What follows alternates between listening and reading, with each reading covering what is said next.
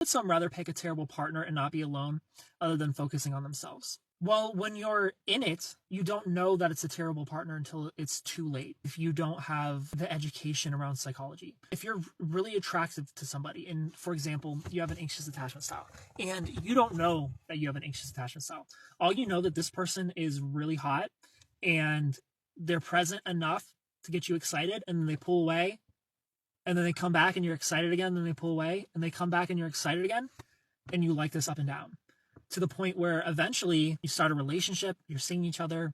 This relationship might even last a year, and it's that same thing of like they're present and pull away. They're present, they pull away. Even to the point where when you start living with each other, now all of a sudden they're seeing their friends all the time. They're constantly running from the relationship to the point where you're trauma bonded to them. You're addicted to the ups and downs. You're addicted to the relief you feel when they come back. So it's hard to just leave somebody at that point because it's an addiction. It's an emotional addiction like a drug is. It's the same feeling.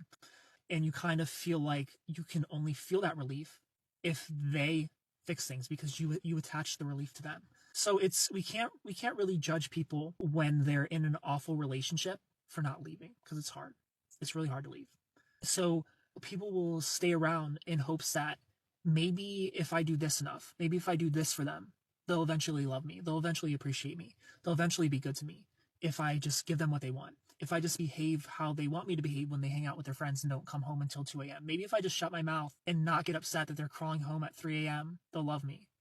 Maybe if I don't ask them what's going on when they told me they would come home at 8, but it's 10 o'clock and they haven't checked in. Maybe if I just keep my mouth shut, they'll love me.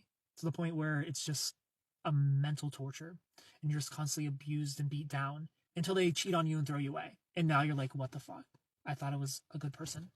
That's why people stay with terrible partners instead of just be alone. It's not that easy. It's not that simple. Up and down, the back and forth is an anxious attachment style. No, so the up and down and back and forth is caused by an avoidant. A secure person can feel the up and down, back and forth, and become anxious. So when you're feeling that up and down, back and forth, that's an anxious attachment that's being developed. The trauma bond comes from long exposure to that over time to the point where you can't sleep until you know things are okay.